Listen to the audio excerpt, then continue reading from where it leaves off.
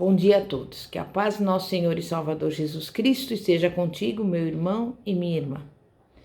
Nós sabemos que em certa ocasião, os discípulos perguntaram a Jesus, na verdade pediram a ele, para que ensinasse a orar. E sabe qual foi a resposta de Jesus? Foi a seguinte: Pai nosso que estais no céu, santificado seja o vosso nome, venha a nós o vosso reino, seja feita a vossa vontade, assim na terra como no céu. O pão nosso de cada dia dai-nos hoje, perdoa as nossas dívidas, assim como nós perdoamos nossos devedores. E não nos deixes cair em tentação, mas livra-nos do mal, pois teu é o poder, o reino, a honra e a glória para sempre. Amém. Veja você que esse pedido dos discípulos tinha uma razão. Eles tinham sido testemunhas do ministério maravilhoso de Jesus. Viram o Senhor Jesus curar os enfermos, purificar os leprosos.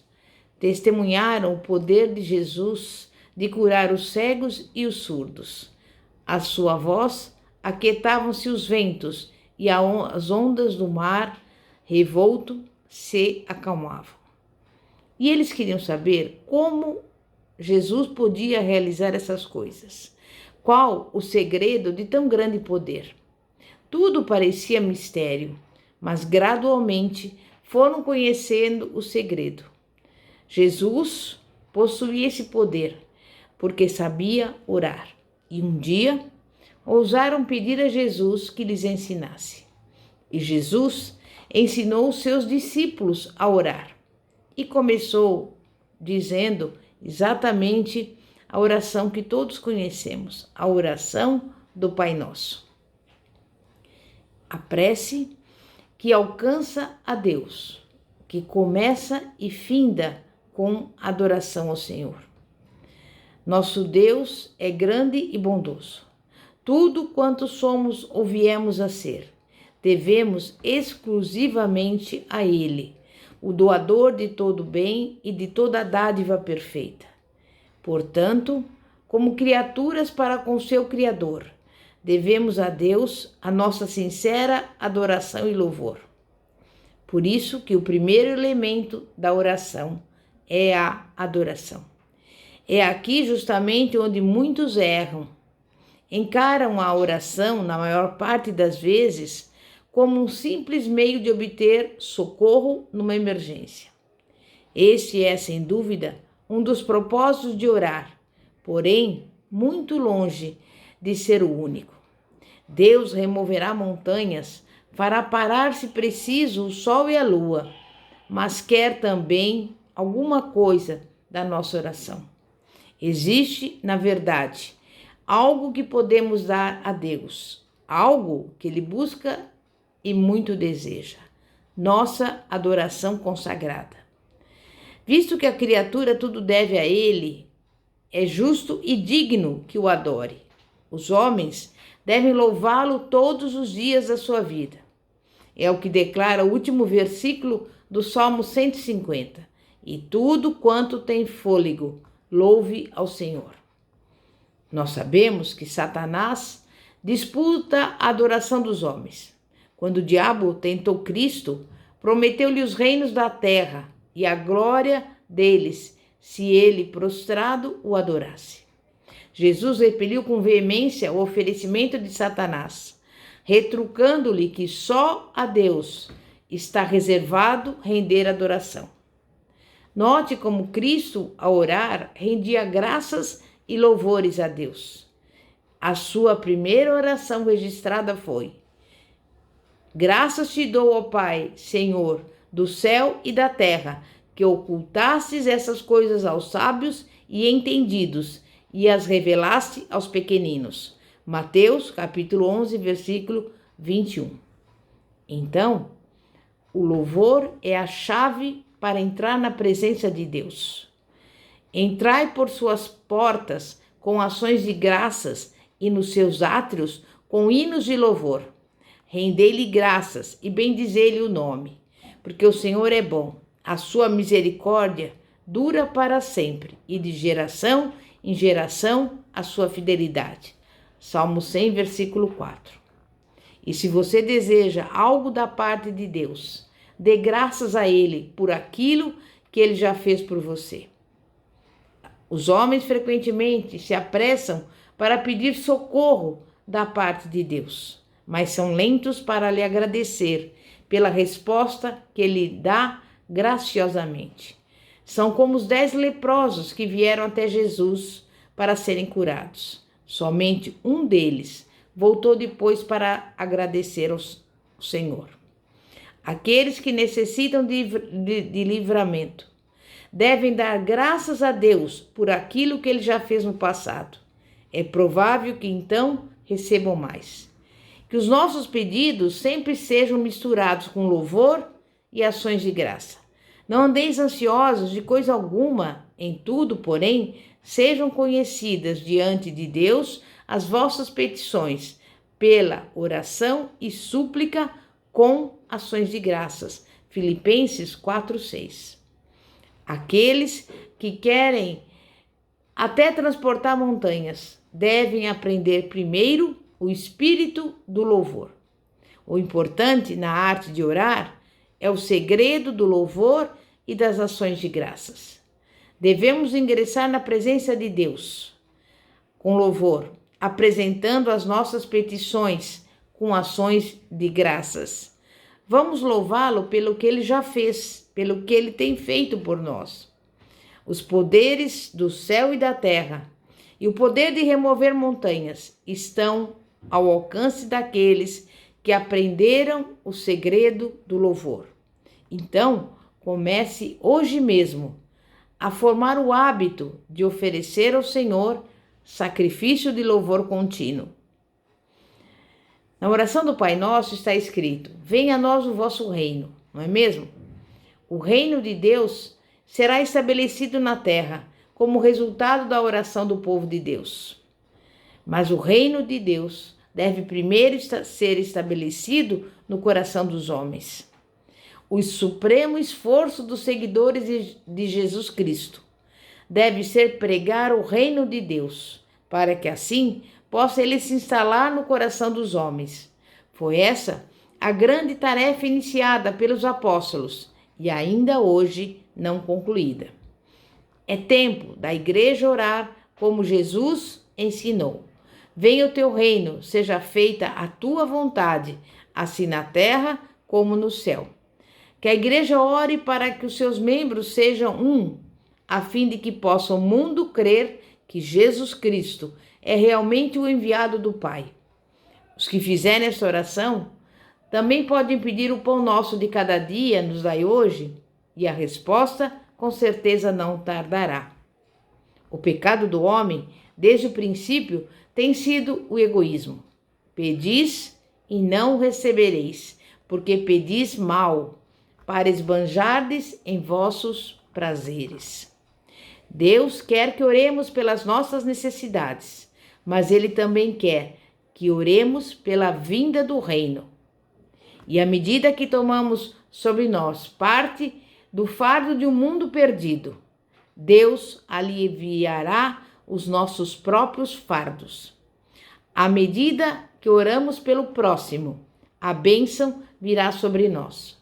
Orai uns pelos outros para serdes curados. Tiago, capítulo 5, versículo 16. Se orarmos pela libertação do próximo, receberemos a nossa própria libertação. Devemos também orar segundo a vontade de Deus. Ao orarmos, seja feita a tua vontade, assim na terra como no céu, é necessário buscarmos saber qual a vontade de Deus para as nossas vidas. Diz João em sua primeira epístola, capítulo 5, versículo 14. E esta é a confiança que temos nele, que se pedirmos alguma coisa, segundo a sua vontade, ele nos ouve. No jardim, o homem fez uma escolha má e por ela se colocou fora da vontade do Criador.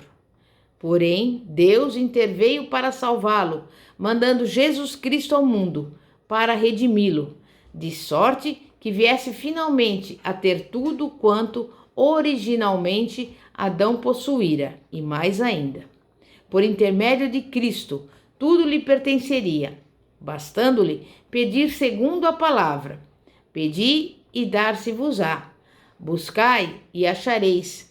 Batei e abrir-se-vos-á. Porque qualquer que pede, recebe, e a quem busca, acha, e a quem bate, abrir-se-lhe-á. Lucas 11, versículos 9 e 10. Mas por que tantos filhos de Deus parecem incapazes de se apropriar das promessas? Por que falham as suas orações tão frequentemente obter respostas?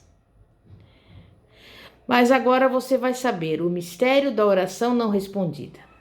Deus tem um padrão para a vida de cada pessoa que vem a este mundo. Há um propósito especial para cada criatura feita à sua imagem e semelhança. O momento culminante da experiência de todo cristão é quando descobre o propósito pelo qual nasceu. Quando o homem descobre a vontade de Deus para a sua vida, então os poderes do céu e da terra contribuem juntamente para o bem, conforme está escrito em Romanos 8, 28. Todas as coisas contribuem para o seu bem, daqueles que amam a Deus, daqueles que são chamados pelo seu decreto. Quando a pessoa se submete completamente à vontade de Deus, descobrirá que os mais aflitivos problemas da vida têm um modo misterioso de se resolverem. E como acontece isso? O Deus que formou os planetas, o Sol, a Lua, as estrelas, e que pela sua irresistível vontade estabelece o curso que devem seguir, também está fazendo com que todas as coisas na vida daquelas pessoas sigam igualmente as suas próprias órbitas. Mas quando nós vemos tragédia comum de cristãos que não progridem mais na sua experiência cristã, podemos estar certos que de alguma forma rejeitaram ou ignoraram a orientação divina em suas vidas. Os que desejam que as suas orações tenham resposta devem querer seguir a direção de Deus em sua vida cotidiana. Jesus Cristo, no jardim do Getsêmani, deu o exemplo de dedicação total à vontade de Deus. Ali, durante aquela hora, enfrentou de perto os poderes das trevas, mas mesmo quando a sua alma se achava torturada por terrível luta, ele pôde orar: meu Pai, se possível, afasta de mim esse cálice. Todavia, não seja como eu quero, e sim como tu queres. Mateus 26, 39. Jesus Cristo se submeteu à vontade de Deus, embora isso significasse ter de beber o cálice até o amargo fim. E aqui devemos aprender outro segredo de oração. Devemos orar como Cristo. Não a minha, porém a tua vontade seja feita.